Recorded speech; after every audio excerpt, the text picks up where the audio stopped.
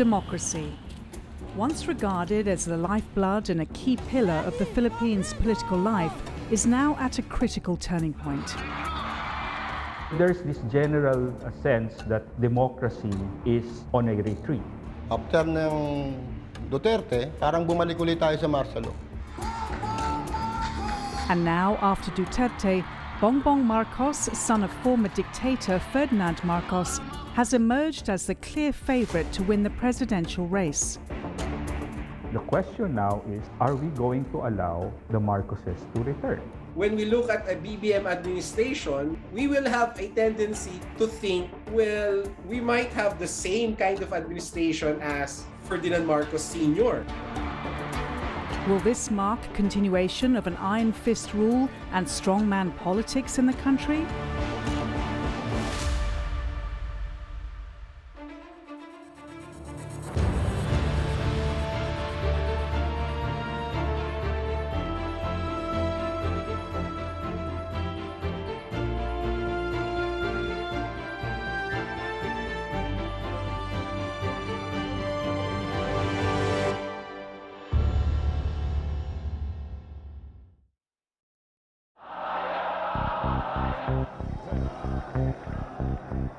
The 1986 People Power Revolution, also known as EDSA.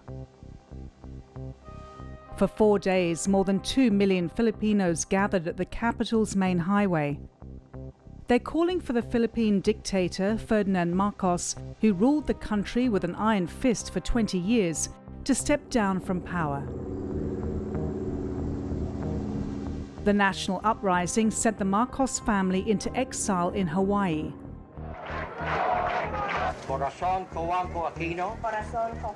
And Cory Aquino, the widow of a slain pro-democracy leader, took the oath of office as the country's new president.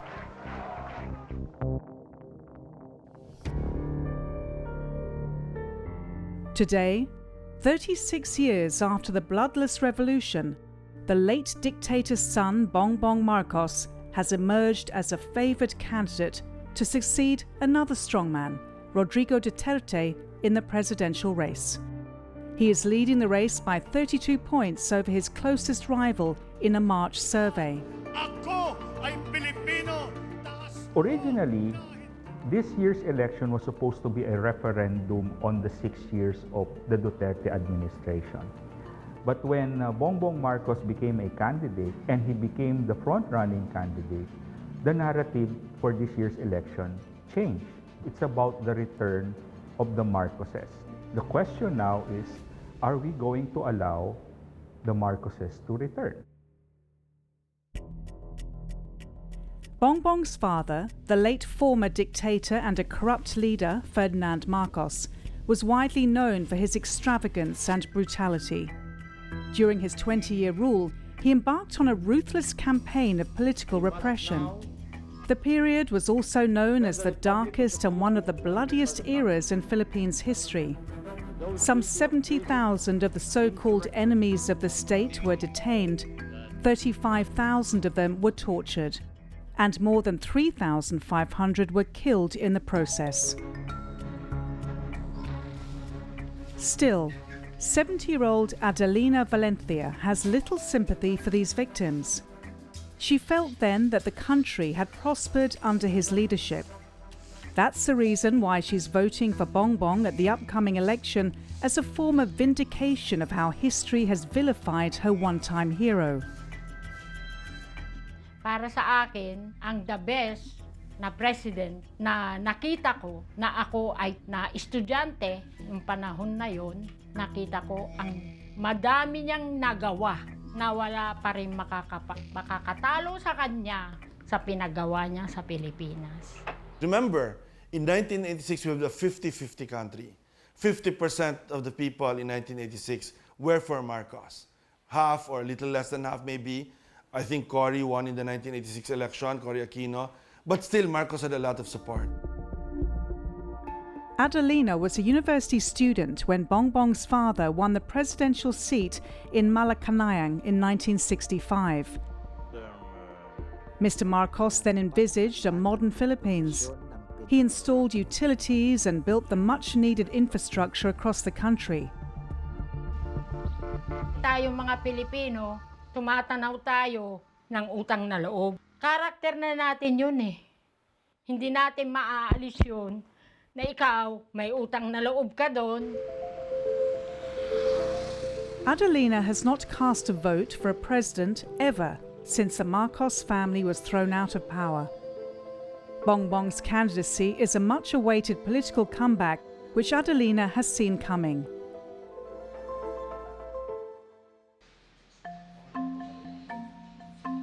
After their exile in 1986, the Marcos family has been inching its way back to the center stage of Philippine politics in the past 3 decades. Bongbong Marcos himself has said that the reason why he joined local politics, ran again when they came back from exile, was essentially to protect the family. He always says that he would rather not have run. He has a good life anyway, they have a lot of money, why bother? But this is a mission for the family. Perhaps even on the day that they were exiled abroad after the EDSA People Power Revolution, that was the first thing on their mind, how to get back first to the country and then how to get back to power. And they bided their time. In 1991, President Cory Aquino allowed former First Lady Imelda Marcos to return to the Philippines and face 70 criminal and civil charges. But that cleared the path for Imelda and her children to take up various public office. Bongbong Marcos and his eldest sibling, Aimee, took turns as governors and legislators for the lower house before occupying seats in the Senate. They were first accepted through the society circles. They were treated like celebrities. They were treated like the Kardashians, no? So, and then eventually they managed to regain their political bailiwicks and their constituencies in Ilocos Norte and Leyte. So they took their time, no? And as I've said, since we did not go through a process of transitional justice, they were just set free and they were allowed to come back. There was no accounting of the sins committed during the 14 years of the dictatorship. And there were no efforts on the part of the Marcoses to even acknowledge the sins committed by the father. Bongbong Marcos won a Senate seat 2 decades after sitting it out in local positions. But Bongbong was narrowly defeated by Leni Robredo for the vice president post in 2016 by merely 278,000 votes. What he gained, however, was an important ally, someone who will bring them a few steps closer to the halls of the presidential palace. Duterte did not have local allies. He needed that, and so the Marcos family became the main ally in the north. In exchange, Duterte allowed the burial of President Marcos, former President Marcos, in libingan ng mga bayani. This is not invention, this is explicit admission of President Duterte that I'm doing this because I owe them a political favor. We thank President Rodrigo Duterte for his recognition of my father's service to the nation and to the Filipino people for their continuing support of my father's dream of unity and progress for our country. But that's not all. Bongbong has teamed up with the president's daughter Sara, who has made him a formidable candidate for the presidency. Half of the votes of Marcos, or half of the supporters of Marcos, are not Marcos loyalists. They are Duterte supporters, Duterte diehard supporters who are voting for Marcos because there is no Duterte running for the presidency. If Sara Duterte was running, this will not be a 50% Bongbong lead. He's paired up with the popular Sara Duterte, the daughter of President Duterte. Duterte is still he's the most popular president in Philippine history. stepping down in office with the highest popularity rating. So you combine the Marcos brand name, the Duterte brand name, the ability to organize in social media, the grassroots campaign. Si BBM ang magpapatuloy sa paglaban sa war on drugs. Gaya na nagawa niya kasi tumahimik ang Pilipinas, naging safe ang lahat. Dati, hindi ka na nakakalabas Hindi ka na lang. Pero ngayon kahit pa paano, totally nabawasan. Kasi parang sa akin kasi, marami kasing napapahamak na kababaihan. Maraming naaabusong mga kababaihan dahil lang sa drugs. Tapos maraming nananakawan, katulad sa amin, yung magnanakaw sila para lang may ipambili po sa drugs. Tapos mas maano po siya sa marami po, basta gusto ko po talagang pagpatuloy po ni Bongbong Marcos yung sa drugs po. Like his father, Bongbong calls for unity amongst Filipinos. And if political backing is any measure of success, Bongbong has already scored a victory.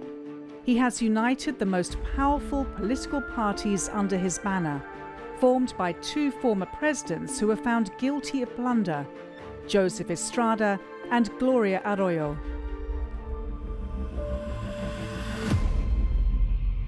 While President Duterte has not handpicked Bongbong as his successor, the president's political party is helping Bongbong Marcos campaign for his return to Malacanang Palace.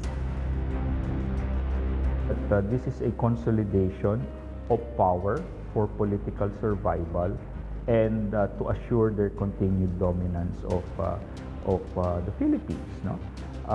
And it's ironic that it is a coalition of individuals who have faced or will face plunder charges. How is Bongbong Marcos able to gain the trust of the public? Can he be defeated at the polls?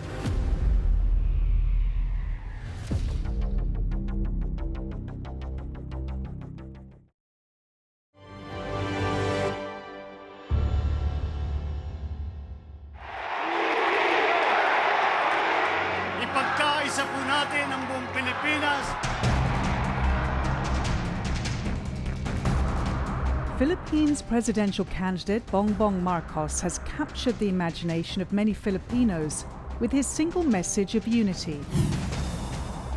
It harks back to the rule of his father, former dictator Ferdinand Marcos, who said that the country could become a great nation, but only if there's unity in the country. But how Bongbong intends to unify both Marcos loyalists and the Liberal Democrats remains unclear. So far, Bongbong has avoided making a firm stand on key national issues. Yet that has done little to diminish his soaring popularity and dominance in the opinion polls. It is following the dictum of less talk, less mistake, no talk, no mistake. And again, part of his playbook is to keep it as vague as possible. No? If he is asked to give details, he goes back to his mantra of unity. 39-year-old nurse Myra Guzman has strong faith in Bongbong's leadership qualities and supports his call for unity between the opposing forces in the country. To her, the pair of Bongbong Marcos and Sara Duterte will be able to ensure a continuity in the policies of President Rodrigo Duterte and former President Ferdinand Marcos. So alam na alam ko po sa aking sarili na kapag may unified leadership, the President can delegate, the President can coach, the President can lead, the President can foretell. So yan po yung alam ko, ma'am, na makakatulong para po masupil ang drug trafficking sa ating bansa. I think there is a sentiment among Filipinos, those at least who support Bongbong Marcos, that they want to see the Duterte style of authoritarian leadership to be carried on. And after all, the Marcos brand name is associated with an authoritarian style of leadership. All he has to do is to stand there and smile even, right? because people readily accord upon him the attributes of the father. But that's exactly where we see the power of charismatic leadership. And that's what we're seeing with Bongbong Marcos. Some of the attributes of the all-powerful, omnipotent, even if you could argue it that, if I could say it that way, omnipotent virtues of Ferdinand Marcos, the father, are transferred to the son himself. Bongbong's father, Ferdinand Marcos, was also known as a myth maker. He used the strategy to help legitimize and strengthen his grip on power. One of his most popular narratives is his heroism for World War II. I have proclaimed martial law.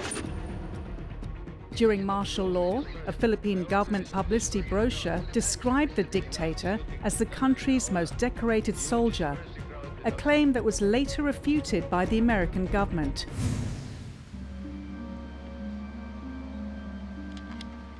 But until today, many Filipinos still believe in the dictator's self-perpetuating myths, like 70-year-old Adelina. She has also held on to the belief that the former president had hidden 190 tons of gold worth $22 billion from a lost treasure he claimed to have found after World War II. This wealth is also known as the Yamashita treasure, supposedly buried by the Japanese general Tomoyuki Yamashita during the war. It's also believed that the Marcos family used the Yamashita treasure to industrialize the Philippines. And until now, many Filipinos, including Adelina, still believe that this wealth would be shared with the people if Bongbong comes to power. They read the last will and testament of Ferdinand Marcos, which is the Yamashita treasure. Na binabasa nila doon, they say 10% is for the family. Imelda, Aimee, Bongbong, and Irene. That is the first family. 10% of the total of that treasure, which is put in Switzerland. Then another 10% is for the all sect of religion in the Philippines. And the rest of the amount of that treasure is for the Filipino people living in the Philippines. Hindi ko alam ang rasyonale kung bakit kailangan pa siyang tumakbo para ma-distribute yung kayamanan. Pero yung sinabi ko sa akin lang, para malinis ang pangalan ng tatay niya na sinabi the greatest theft in the world. When we looked at the original copy of the last will and testament that has been published by the family, there is nothing that states that. What we do know is that Imelda Marcos, in one interview in the past, said that she and the family is willing to distribute their wealth to not only to the Filipinos, but to the entire world. This promise that the Marcoses have gold and they will bring it back to the Philippines when he wins. Ferdinand Marcos Jr. has completely denied that many times. One of the messages the Marcos family has crafted in all those years is for Filipinos to forgive and forget. The early 2000s, we know that that even at that time, the Marcoses, every time that they were interviewed about seeking forgiveness or giving the money back to the government, they would always say, "No, we're sorry, we're not really part of it. If there are investigations, let the investigations carry on, proceed." Now, Myra is among those who have echoed the Marcos family's message of mercy. She thinks this will pave the way for unity between Marcos loyalists and their critics. It's really hard to forgive specifically those family members. But as a Filipino citizen, sinabi ko nga po kanina, buksan po natin ang ating puso para po magpatawad, para po maging malawak pa ang ating pag-iisip. Kasi ang ating Diyos, ang ating makapangyarihang Diyos po ay mapagpatawad. Pangalan na dress niya, tapos kayo. Alternative storytelling has also worked on 26-year-old technical support officer Keith Partable, who voted for both President Duterte and Bongbong Marcos in 2016. He was impressed at how iron-fisted leadership can restore peace and order in the Philippines, as told by videos he has seen online, as well as testimonies from his family. Na yung mga pagpatay during that era is justifiable kasi those people who are killed daw ay NPA, and other than that is these people who are killed ay yung mga ayaw sumuporta sa mabuting hangad ng gobyerno para sa Pilipinas. So these are the enemies of the state. That's the reason why they need to be killed. These are the enemies of the Marcos family, and their goal to ransack our funds, our wealth, bilang Pilipino. The Marcos family has long awaited for their return to Malacanang Palace, along with their established political allies who campaign for them on the ground. But the power of storytelling has shaped a credible narrative, giving Bongbong Marcos a commanding lead in the Philippine presidential race. These numbers are unprecedented. This will go down in history, especially if he wins, as one of a classic case of successful rebranding in Philippine elections. Bongbong's soaring popularity in the days and weeks leading up to Election Day may well reflect just how many Filipinos are willing to reject certain aspects of democracy in exchange for Marcos' era of discipline and stability. But will it necessarily mean a certain and an easy victory for Bongbong Marcos? Well, Bongbong Marcos's numbers are unprecedented, but he is not unbeatable.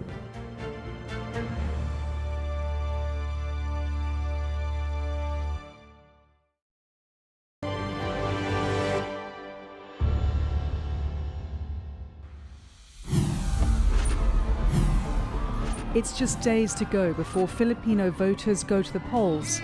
Bongbong Marcos, son of former dictator Ferdinand Marcos, holds an unassailable lead over his rivals in the race for the presidency, according to opinion polls. But some critics argue he is not unbeatable. In the most recent survey released last April, his popularity ratings have gone down by 4 percentage points. And that has been attributed to his lack of engagement with voters on major issues facing the nation, as well as the unresolved questions over the family's huge tax bills. He has refused to participate in the debates, and it has become quite obvious for a number of voters that, his absence is deafening, particularly with the accusation that his family has failed to pay the estate tax, which amounts to billions, hundreds of billions of pesos. Kailangan nating palayain ang sarili mula sa kasalukuyang sitwasyon.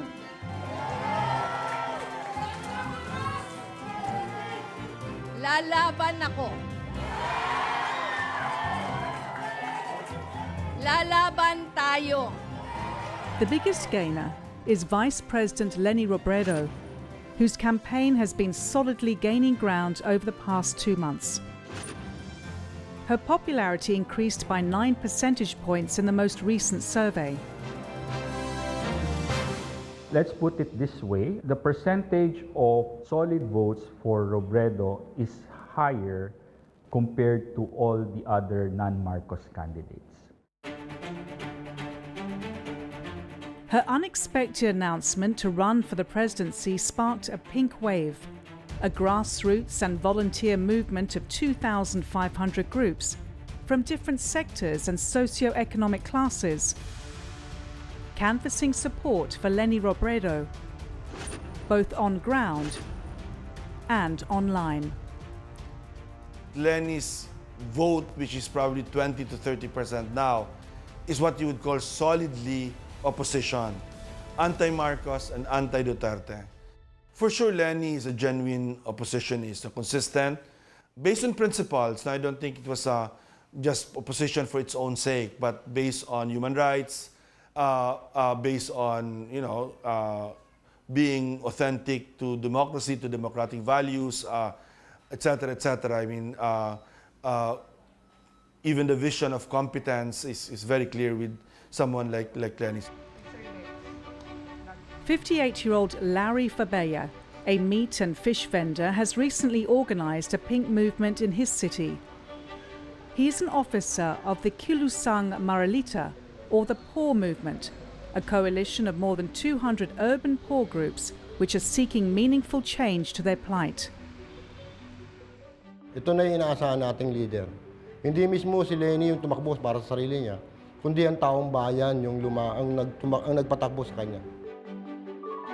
Lenny's pro-democracy party, the Liberal Party, was left in disarray when President Duterte assumed office back in 2016.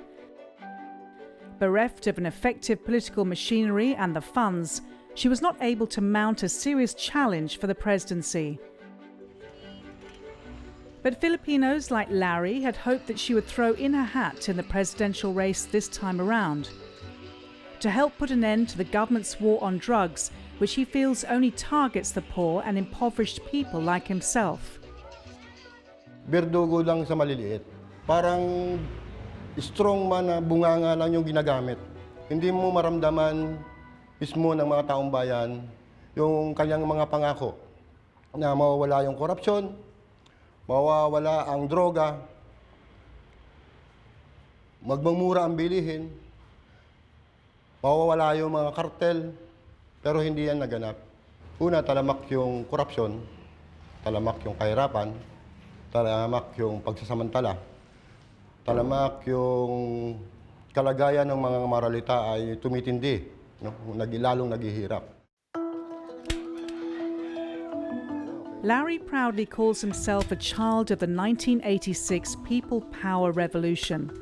The national uprising taught him the importance of fighting for his own individual rights. But after nearly 4 decades and 6 different administrations since the 1986 revolution, Larry felt the Philippines has made very little progress.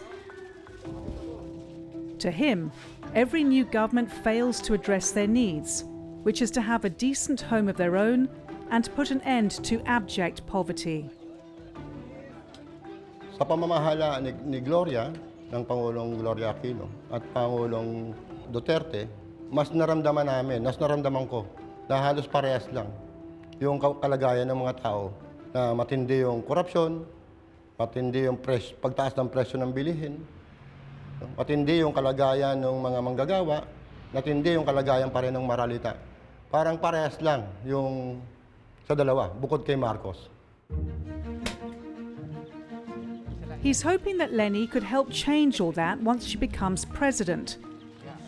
Larry feels that poor people like him need her support to help push through a social housing program for the poor because she understands their problems better. Sa pamamahala ni Lenny, dapat merong boses yung taong bayan. May kapangyarihan yung taong bayan. Pinapakinggan yung taong bayan. Kasama yung taong bayan. Hindi yung iniiwanan yung taong bayan. Mas malaki yung pagkakaiba. She emphasized consultation, good governance, fighting corruption, honesty, integrity, citizen participation.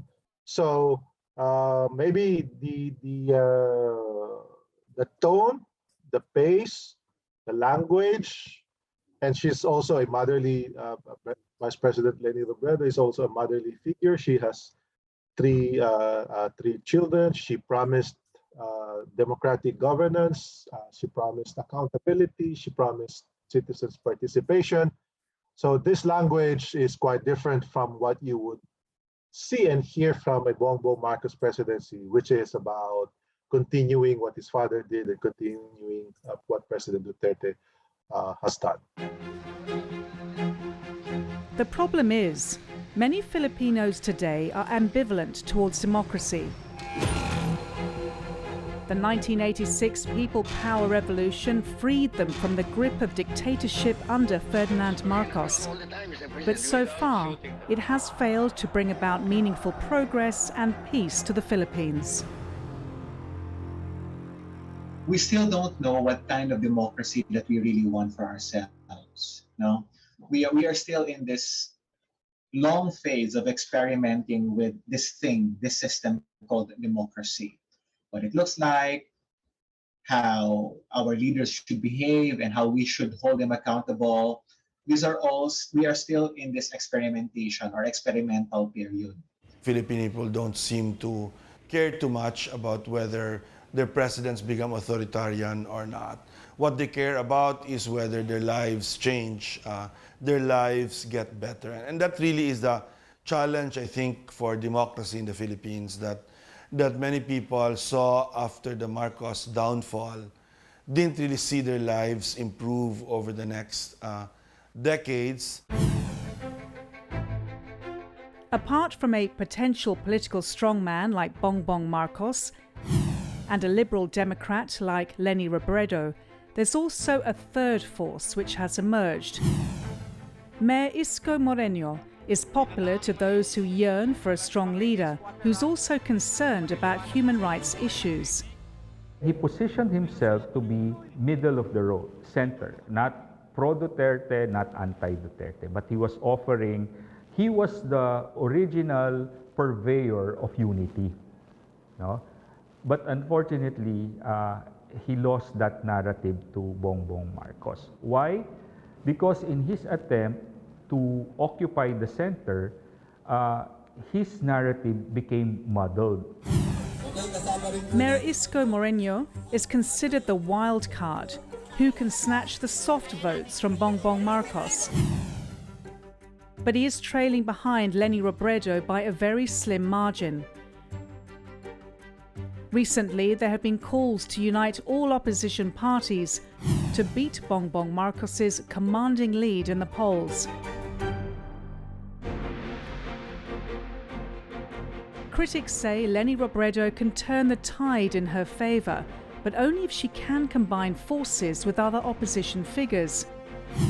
If her other rivals decide to withdraw from the presidential race, that would significantly improve her chances of defeating Bongbong Marcos at the polls. Still, there are other factors that may work against her. She sticks to her principles, and so that's not typical in Philippine politics. A typical Filipino politician will tell you what you want to hear. Leni doesn't do that. It's the difficult part because if you're opposition, you're going to say, I will hold Duterte accountable. But if you do that, you will not surely get the Duterte supporters to shift to you. So that's going to be the challenge of someone like Leni. For many Democrats, the rise of Bongbong Marcos will be regarded as an assault to the country's fragile democracy because of his promise to continue with President Duterte's legacy. But for the pro-Marcos camp, victory for him will be a vindication of his father against accusations of greed and corruption. It will also give him the opportunity to reclaim the country's past glory. But is he the man that the people and the country really need?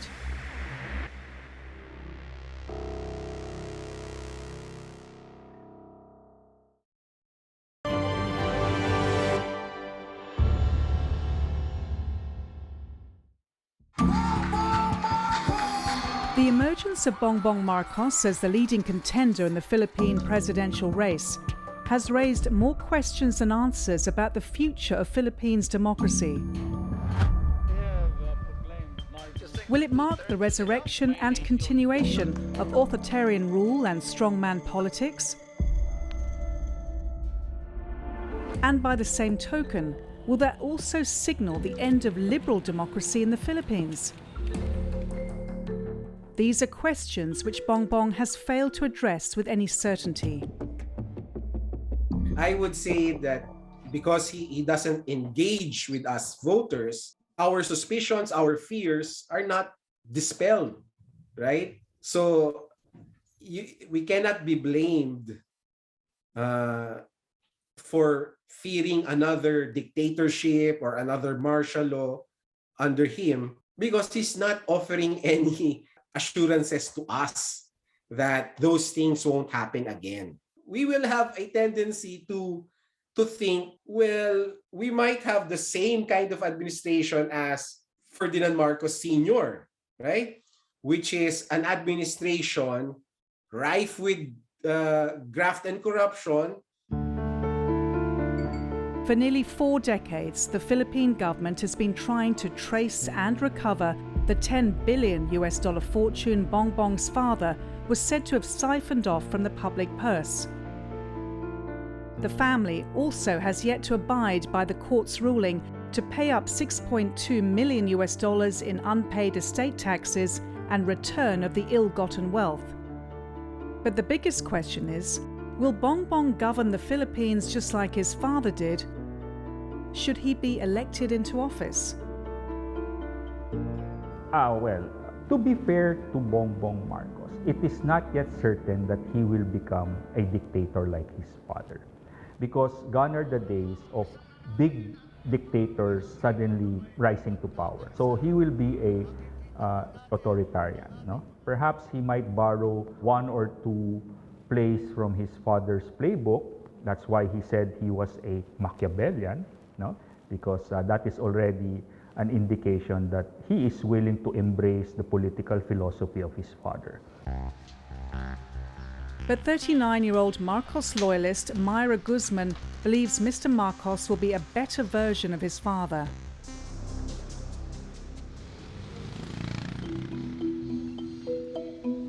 Myra lives in Ilocos Norte, the Marcos Belowick.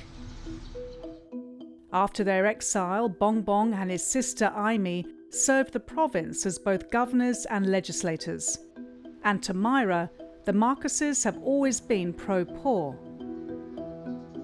During his time here as a governor, ma'am, I cannot see anything na nag-grab po siya from my true heart. Kasi sa multi-purpose cooperative po, nagbigay po siya sa mga barangays, pagtulong sa mga peddlers, sa mga mahihirap po na kapwa Ilocano. Nagbigay po siya ng project po. Lalong-lalo na po sa agrikultura, lalong-lalo na po sa irigasyon. Marami po mga bagay na naitulong niya para sa mga mahihirap. At ganun din po sa mga middle class, kung elite man po yan. There is equity, there is equality among Filipino people as well.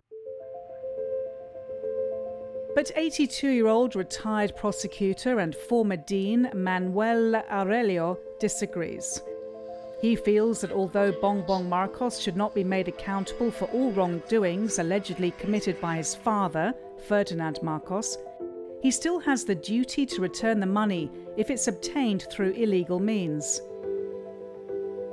But you know, to be fair with Bongbong, castigating him for alleged abuses, I say alleged abuses, of the martial law period is not fair.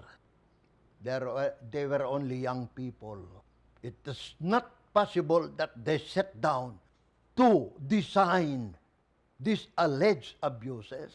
They were too young to do it. Let's be fair also.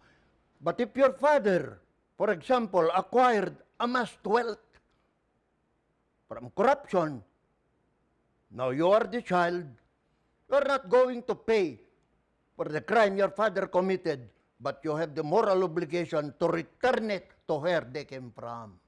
That's the thing. That's the thing. But if you are in denial, how can you return it?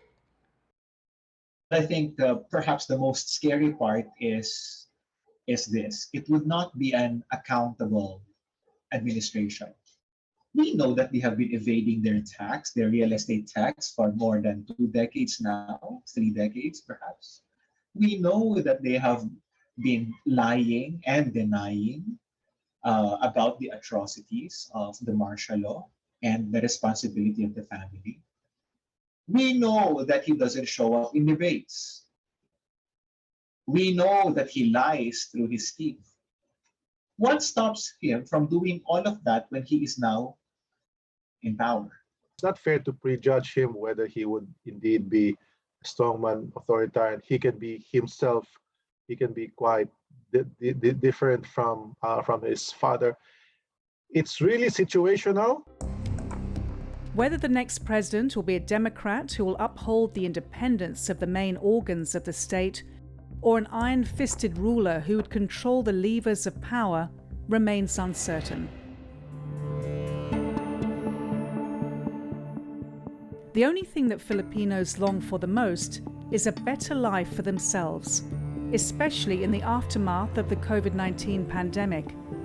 The health crisis has caused massive disruptions to the economy, and that has led to the loss of jobs and decreased incomes for the people. What happened during the pandemic is a lot of vulnerable people who were not necessarily poor but were on the edge of the poverty line. These were the people who are really affected by this. The Philippines has been borrowing quite heavily to fund for the infrastructure project as well as the COVID response. The debt to GDP ratio has narrowed down a little bit. In other words, the government would have little money to fulfill its promises. So whoever becomes president would have to deal with this very tight fiscal situation. Economic observers have been waiting to know about Bongbong's economic plans, but that has not fully come through due to his reluctance to engage in pre-election debates, and that has led to fears, suspicions, and uncertainty about what he intends to do next if he's elected into office. On his side, I don't think there has been a clear economic agenda on his part. A lot of the things that he supposedly supports don't really have substantial plans. So I cannot speak to the strength of his economic agenda. I don't think there is one. And I think people will see more of the same with the Marcos presidency, that he will probably appoint, again, there's the strong possibility rather that he will appoint people not based on competence or ability, but rather on connections to the family. So cronyism, vested interests again. And I think that does not send a strong signal to potential investors, to consumers, to the Philippine economy as a whole. In contrast to Bongbong Marcos, Vice President Leni Robredo seems to have provided greater clarity in terms of her economic plans. And that includes, among others, rolling out an anti-poverty program, cracking down on corruption, reducing government red tape, boosting investments, improving the ease of doing business, and beefing up unemployment insurance schemes.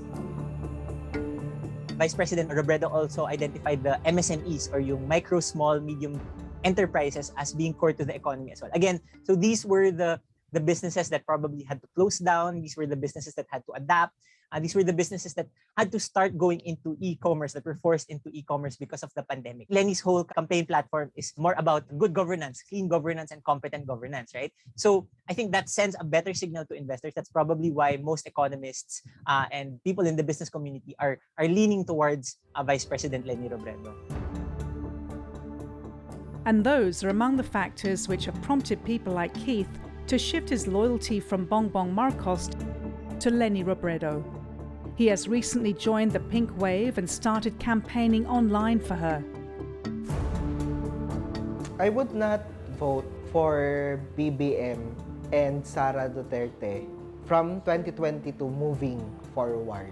Now, I would vote for someone na may malinis na track record, may maayos na plataforma, hindi lamang para sa napipili, kundi para sa lahat. Lalo na yung mga kababayan natin na pinakakailangan. But there are also many Filipinos who place greater priority on safety, peace, and order. A legacy of outgoing President Rodrigo Duterte. Ako, hindi ko bonitohan si Duterte. Pero gusto ko yung style niya. Talagang, of all the president in the world, Duterte is the only one who have the guts to fight against drugs. Ayan ang pinaka-matinding nagawa ni Duterte.